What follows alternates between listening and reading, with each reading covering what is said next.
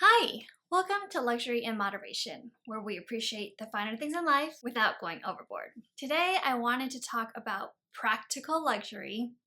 What does that even mean? Is it a term that I made up?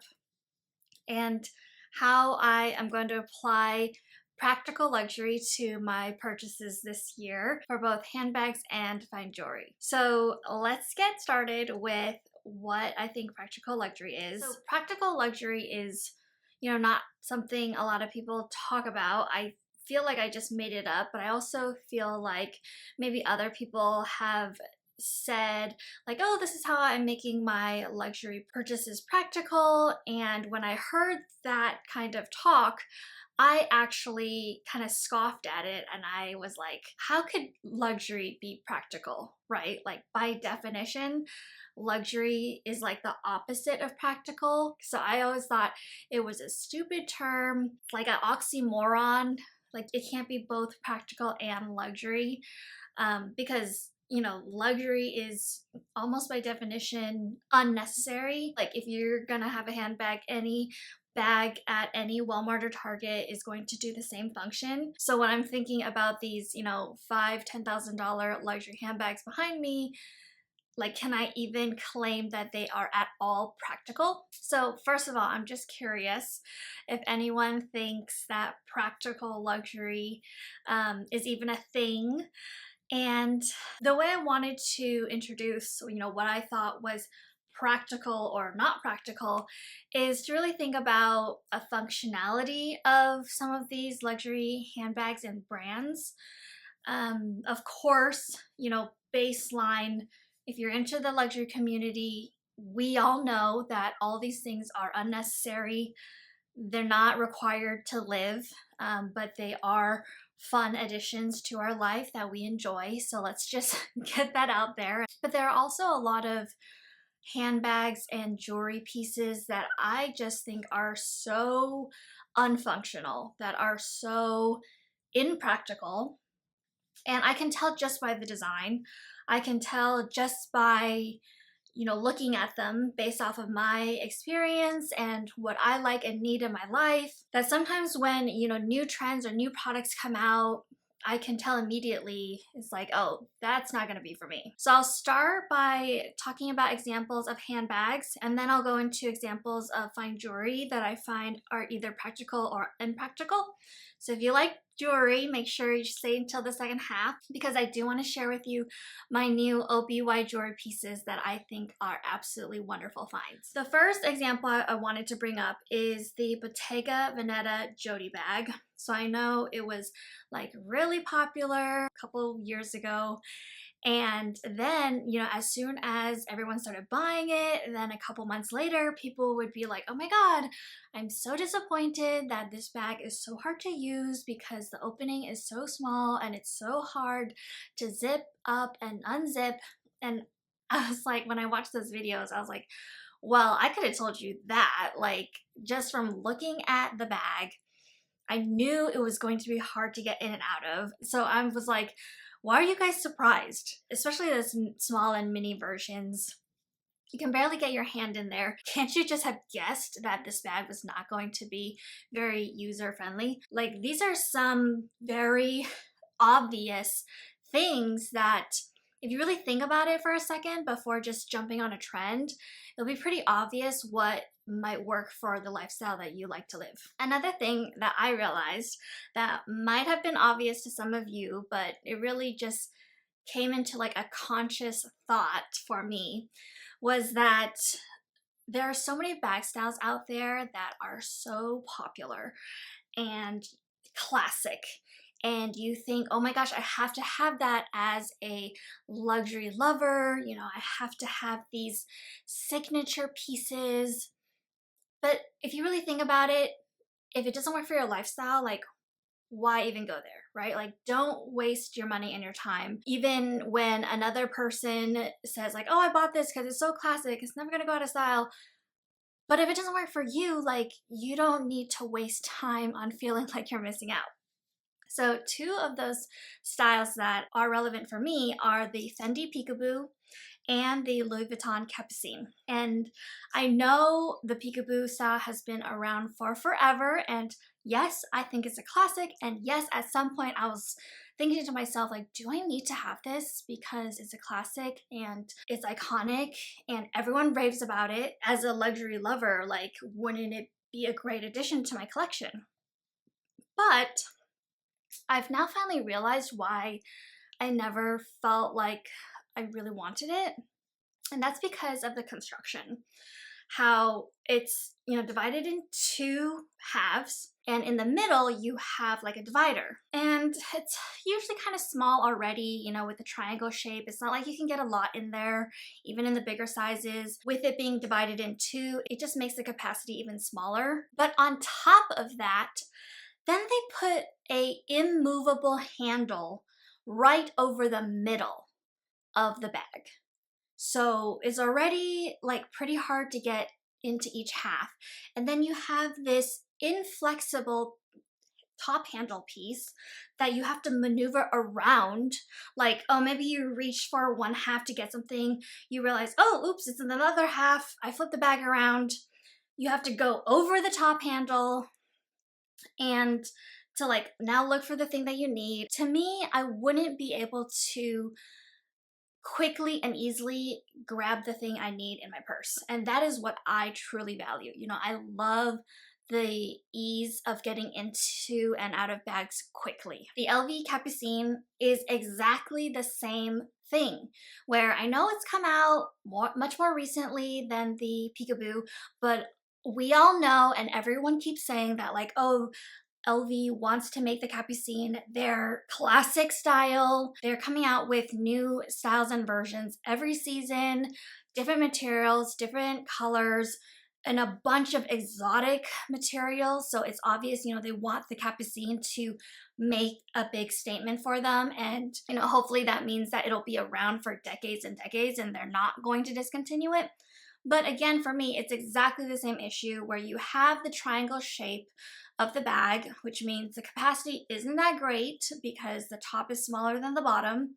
Then you divide it in two with that leather piece in the middle, and then you have the top handle right in the middle. It's not flexible. It's not like you can put down the top handle to one side or the other if you're looking for something. No, it's right in the middle of the bag. Then on top of that, you have to maneuver the top flap over or into the bag to close it. I mean, that's also another added headache. It's just not for me in my lifestyle where I don't have time to do all those things, where I'm just trying to grab my phone in and out of the bag or grab my wallet in and out of the bag.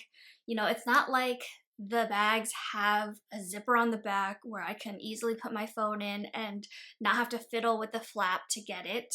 So these handbags, as classic as they are, as popular as they are just never going to be practical enough for me to ever have in my collection. Hopefully I don't eat my words in the future, but again, these are some of the things that I think about when I think about practical luxury. What's gonna work for my lifestyle? I'm not one of those rich old ladies with generational wealth and butlers and drivers and whatever that these luxury pieces were originally created for. There's just some needs that I have that I know some designs are not going to work for me. And I'm really glad that, I have learned a lot of these preferences along the way. Some people love the Capucine. They love a top handle. They don't like crossbody. In those cases, they know that a crossbody style isn't going to work for them, isn't practical for them, and they can easily make decisions by having these kind of like rules in place.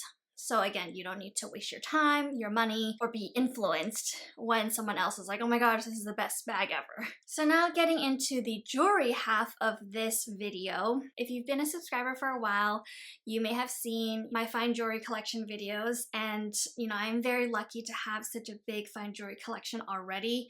I have necklaces and bracelets with diamonds and things, so I'm very lucky that I don't feel the need to add a lot more fine jewelry pieces. And that allows me to be a little bit more discerning when it comes to deciding, what pieces do I actually want to spend my money on. Because I will tell you, for most of these luxury brand fine jewelry pieces, they're not worth it, right? If you know anything about fine jewelry, you know that you can go to any local jeweler without a luxury brand name attached, and they can make you something that you'll love, that will be filled with diamonds and rubies or whatever kind of gemstone that you love, without paying a premium for that markup price. Now, last year I did buy a Louis Vuitton fine jewelry bracelet, and I knew going in, eyes wide open, that I was paying a premium because it was an LV piece. If I had gotten that gold piece from any other place, I would have paid so much less. These are just steps or different levels of what we're willing to pay. And everyone can make that decision for themselves, right? Like, your preferences for branded jewelry might be different from mine. So again, this is all just my perspective. I just wanted to share these examples to share like my thought process, and then it can jog some thoughts for you all, and you can make your own decisions, right? Like, don't copy me, because your lifestyle and my lifestyle are probably very different, but it's a thought starter, and it helps you cut down on those decisions of how and where you want to spend your money. When you become aware of what am I willing to pay for? What am I not willing to pay for? Last year, in a couple of my videos, I alluded to, I was looking for a fine jewelry bracelet, and I actually brought up these two examples, which I'm about to share with you, and how I was considering buying them. So the first one is the Dior Rose de Vence. Another thing that I considered for a second was a Chanel bracelet. I don't think it was the Chanel collection number 5 that I brought up last year, but I'm going to talk about that collection now. The Chanel collection number 5 fine jewelry collection that Chanel has is just a bunch of pieces that are in the shape of a 5. And to me, I'm like, okay, who is going to want to wear the number 5 around? Even if you're like a huge Chanel fan, a huge Chanel number 5 fan, like you like the perfume, why do you need to advertise that on your wrist or your neck or a ring? It just kind of seems ridiculous. It's too, on the nose. It's not an abstract 5. It's not like a Roman numeral number 5. It's literally a number 5. And I'm like, is that like a piece of jewelry that a child will wear because they're learning how to count to number 5, right? Like, what mature woman is going to want to wear a number 5? And because these number 5s are made out of diamonds, one of like the cheapest pieces in the collection is $4,000. If you add more diamonds, it gets up to like $16,000, all the way to $100,000 for a diamond number 5. Like, can you imagine just spending $100,000 on a number 5? Back to the Rose de Vence collection. The reason why I ultimately dismissed purchasing that bracelet and adding it to my collection is because I didn't think it was worth it.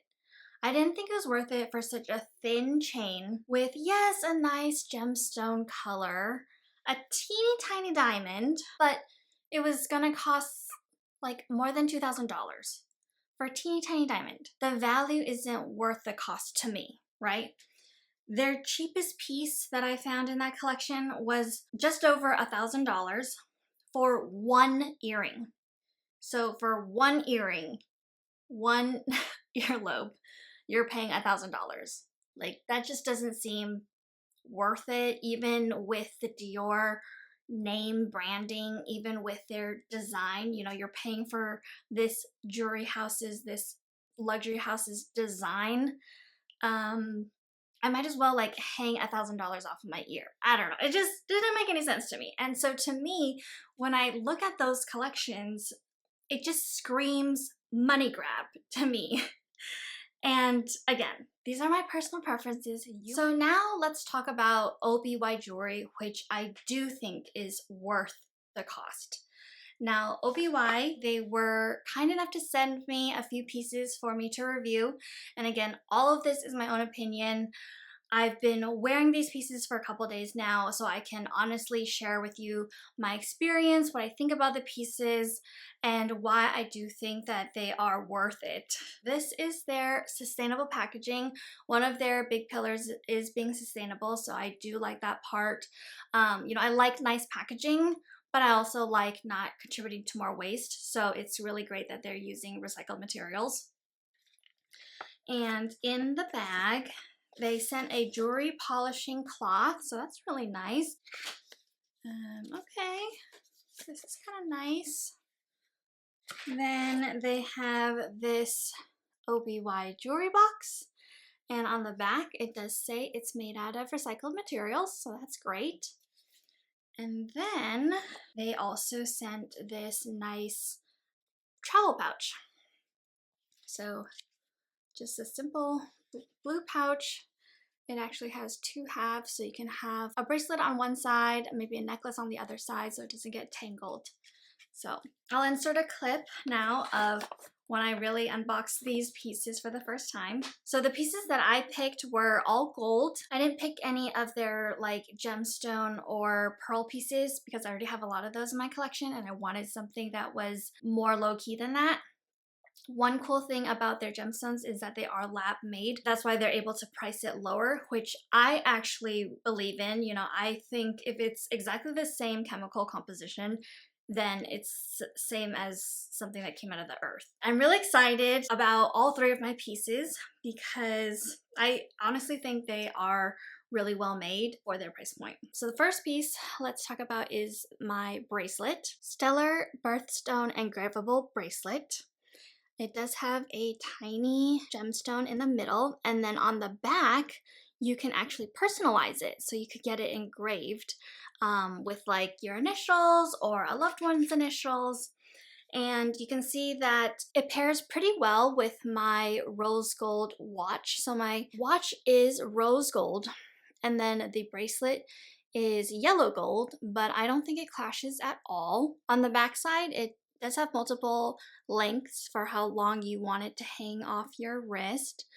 And I really love how easy this is to put on. It's not like my Louis Vuitton bracelet where I actually can't get it on without my husband's help because it's just like, it's not working with me. But with this bracelet, I can put it on and off by myself. And I think that's because of how lightweight it is. The gold is 18 karat vermeil gold. So that means there is a layer of gold over the entire thing. So it's not made out of solid gold, which would just make it like really heavy, but it's very light, and so it's very comfortable. And I always wear it with my watch, and I haven't seen any scratches at all, which has been really great. My watch can actually scratch up the LV bracelet that I wear, but with this type of gold coating, it's really not scratching, and it just looks brand new.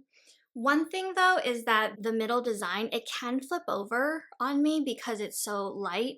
And so mine isn't engraved, but if yours is engraved, then that might actually be a nice touch because then you can actually see the engraving if it flips over. Another thing that I actually really love is that the tail, I'm gonna call this a tail, of the bracelet is kind of like a gemstone.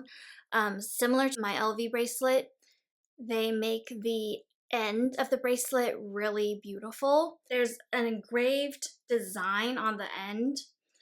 It kind of looks like a star around the circle. There's engraved OBY on the end, which just adds more facets and allows the light to reflect off of the gold.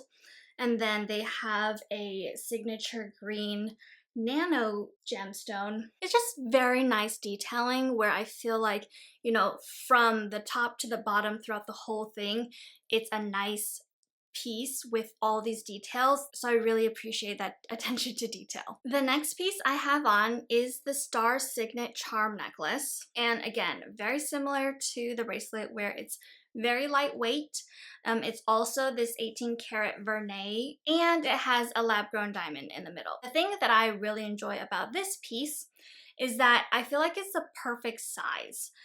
You know, you can see it like here that I'm wearing it alone. This is like something I'd wear to the office. It's not too flashy, but at the same time, it's not too little where if I wanted to wear this with an evening out, with like maybe a nice event where it's kind of fancy, it's big enough to kind of draw the eye. It can stand on its own. So I think this is a really versatile piece. It can be an everyday piece, or it can be a nicer piece for a nice event. And then finally, I have the Wheat Grains open ring. And the reason why it's open is because you can see on the back here, it doesn't go all the way around. So this I find was a nice detail because it can be a little bit flexible, right? Like if your fingers aren't exactly the right size for the standard ring sizes, like if it's just a tiny bit bigger, then it's open on the back, so it's not like suffocating your finger. So I really just love how it looks on my hands. I'm not usually a girl who like has a bunch of rings that I stack on my fingers. I don't wear rings a lot, but it's just a nice, very simple piece that adds a little bit of texture. It, you know, has all these facets because of the curves of the wheat leaves, I guess, of the design.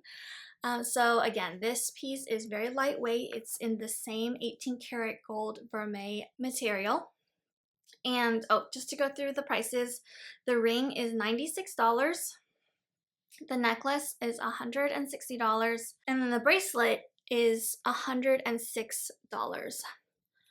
But the really exciting thing is they have provided me a code so that my viewers can have 25% off, right? That's amazing, and I'm so grateful to OBY Jewelry for providing that for you guys. All it is my name, so JOANNE, and just check out with it. So when you're checking out, just put in that discount code. It's valid for all of these pieces that I'm showing you today because it's valid for all the gold vermeil pieces. It just doesn't include the solid gold or the lab-grown diamond pieces, but they do have a ton of pieces to select from on their website, so I really hope that you can find something that's in your style that you can love. I'm going to remember my practical luxury rules as I, make considerations of what I'd like to purchase this year, and I'm really excited to share anything that I do bring into my collection with you all as the year progresses. So please let me know what you guys think. Is there anything that you guys want to buy or avoid this year according to your practical luxury rules? Please let me know in the comments. I would love to help when I can, and I hope you enjoyed this video. Thank you for spending your precious time with me, and I'll see you in the next one. Bye!